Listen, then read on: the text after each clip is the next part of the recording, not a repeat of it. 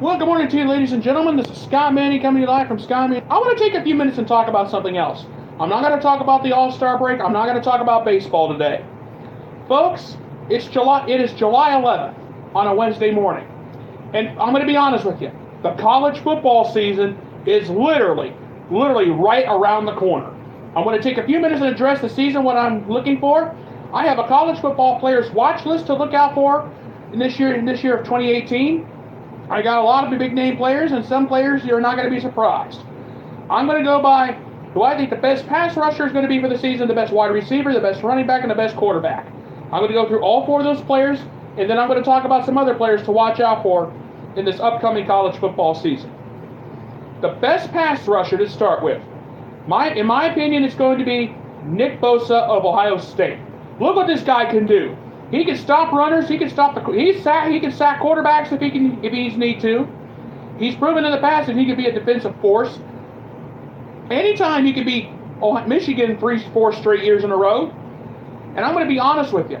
I can see Ohio State making some noise. If Bosa can stay healthy, the Buckeyes can stay with the battle for the national championship.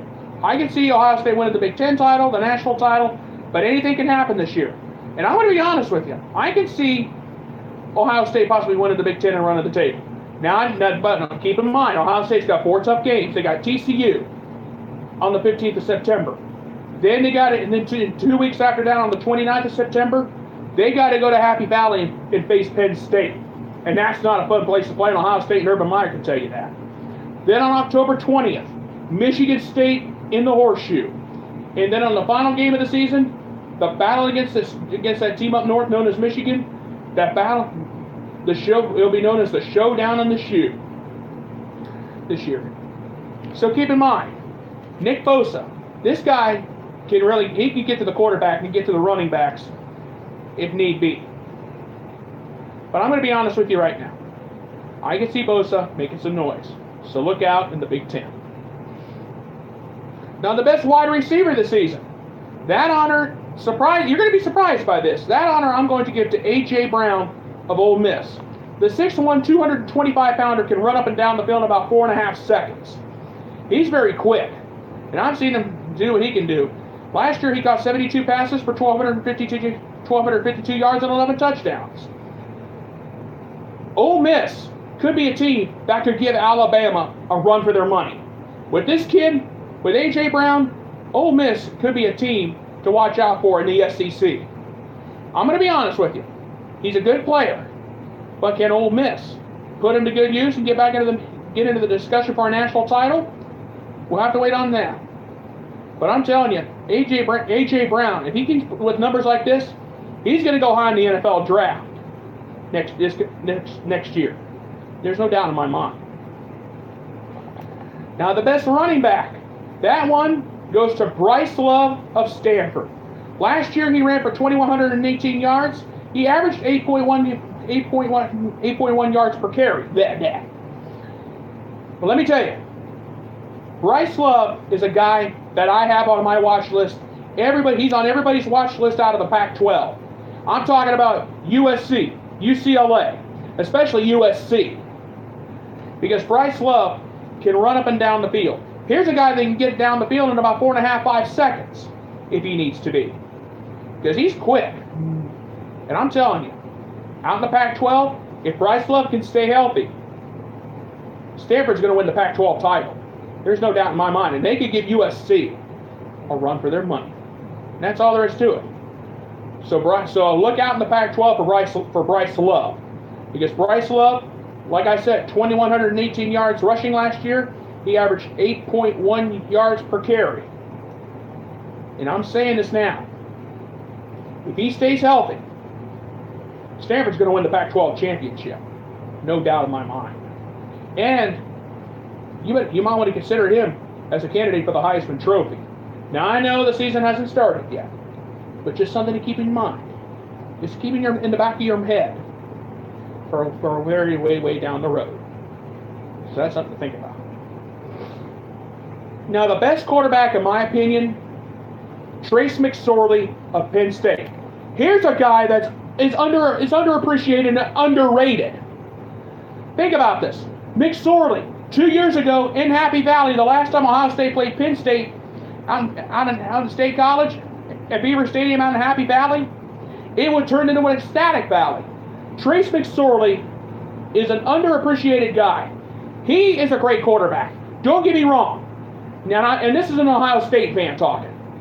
Trace McSorley, he should at least be a candidate for the Heisman Trophy last year. He had a fantastic season, but just a couple of bad losses really hurt him. And think about this. McSorley, he took Penn State to the Big Ten title. He did what he had to do. Coach James Franklin has said, this is a kid that's so underappreciated by a lot of the experts. And I agree with Coach James Franklin on that one. I will give him that any day of the week. But Trace McSorley, the sad part about it for him this time is he's going to have Myles Gaskin. Yes. He's going to have some of his players, but he's not going to have Saquon Barkley to come to the rescue because Barkley's gone to the NFL. But let me tell you something. Trace McSorley is an underappreciated quarterback at Penn State. He brought Penn State, him, James Franklin, Saquon Barkley, Grant Haley, Myles Gaskin, they put Penn State football back on the map. After all those years under Jerry Sandusky and all those years of scandal with Joe Paterno, it took them years and long fight, hard guts. It took a lot of heart, a lot of guts, a lot of blood, a lot of sweat, and a lot of tears to get Penn State football back on the map. And if you want to thank somebody for that, thank Trace McSorley. And I'm telling you, Trace McSorley is an underappreciated quarterback. He deserves a lot more praise. He deserves a lot more recognition. And that's all there is to it. And so I'm saying this now. McSorley deserves a lot of recognition and a lot of respect.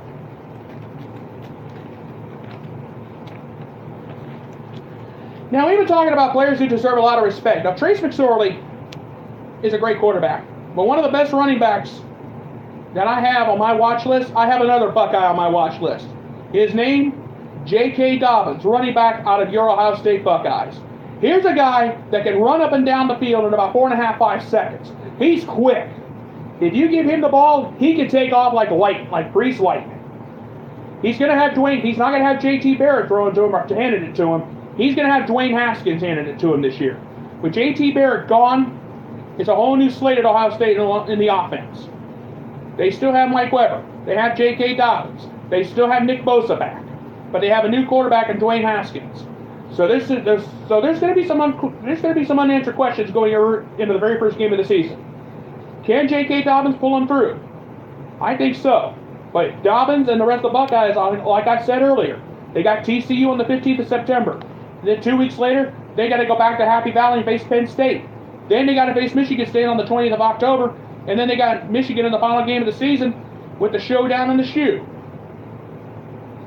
So J.K. Dobbins came back to Ohio State.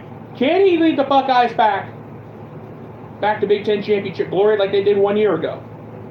I think so. But here's the $64,000 question. Will he stay healthy throughout the entire season to make it possible? I think so.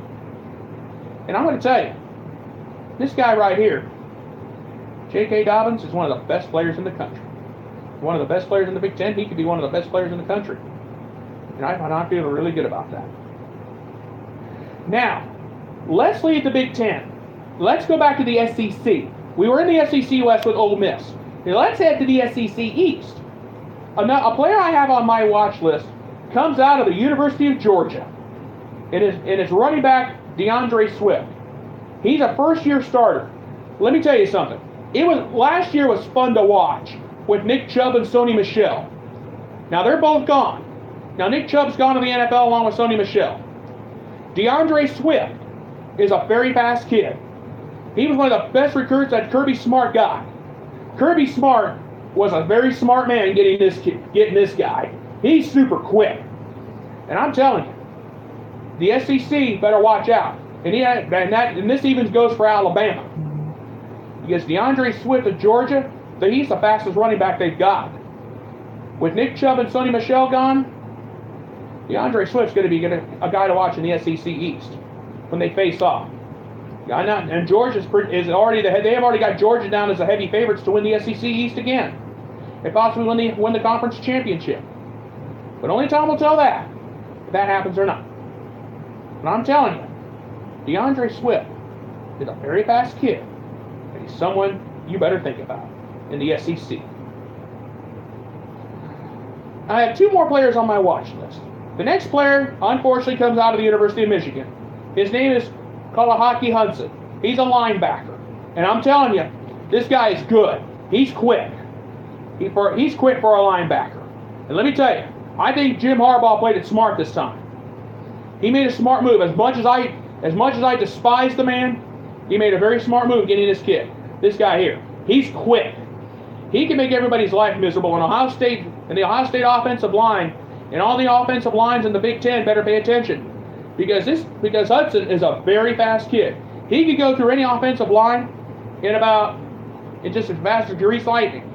And I'm going to tell you, Ohio State and Michigan this time around is going to be a battle. A battle in the trenches, like they always say. And I'm going to tell you now, Hudson has got to pull Michigan through this season. Because everybody knows Jim Harbaugh's job is on the line. His job is on the line this season. Because he's got Notre Dame to open the season. Then he's got Michigan State down the road. Then he's got Ohio State with the showdown in the shoe. If Jim Harbaugh loses 2 of those 3 games, he's out the door. So Harbaugh knows his job is on the line. So he's got to get a win against Ohio State. Or at least against Michigan State. Hey, he's got to beat Notre Dame. And Brian Kelly, and I'm going to tell you, I'll get to Notre Dame in just a second. I'm telling you, Kalahaki Hudson better pull Michigan through the season. And they better at least get a shot at the Big Ten title. Or otherwise, Jim Harbaugh is out the door at Michigan. There's no doubt in my mind. All right. The last player on my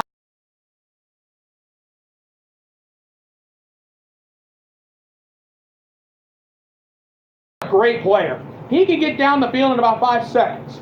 He's going to have to be super quick this year because you think Notre Dame's got a cupcake schedule? They don't. They opened the season against Michigan in South Bend. Then Notre Dame, in a few weeks down the road, they got to worry about Stanford. That's a hard game. That's always a game that you don't want to think about.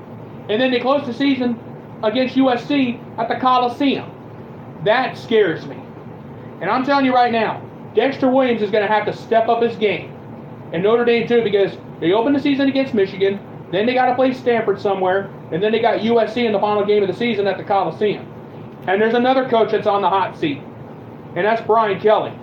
If Brian Kelly loses to Notre Dame, Stanford, if Brian Kelly loses to Michigan, Stanford, or USC, he's out the door. That's all there is to it. So literally, Brian Kelly's coaching for his job this time. So he's got to answer the bell, and Dexter Williams may be the guy to do it. Here's a kid that can get down the field in about 5 seconds. He's quick, but can he be quick when they face teams like Michigan, Stanford, USC? Only time will tell that. But I'm going to be honest with you. If Notre Dame loses two of those 3 games, then Brian Kelly is out the door as head coach of the University of Notre Dame, and that's all there is to it. So, 2018 college football season is going to be fun to watch. And I'm telling you, the players that I mentioned on my watch list, it's going to be very interesting to see what happens going down the road. The season starts in about a month and a half. We're about a month and a half away from the start of the season. And I'm telling you, this year's college football season is going to be anything but normal.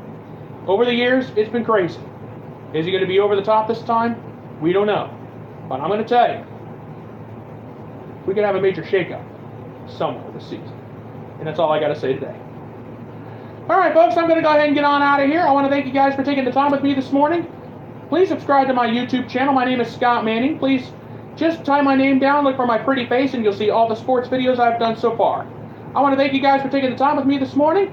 You guys have a wonderful day. I'll be back with a new video tomorrow morning. I apologize for yesterday. I forgot all about it because I had to do a live show at 6:30 last night on Facebook. And I do have a Facebook show, every Tuesday night at 6:30, and then I have a Saturday morning breakfast show, and then I have a late night wrap up at midnight to get you ready for Sunday. And I will see you tomorrow with a new YouTube video. And until then, you guys have a great day. And this is Scott Manning saying thank you so much for tuning in. You have a great day and enjoy your day. Goodbye, everybody, and thank you.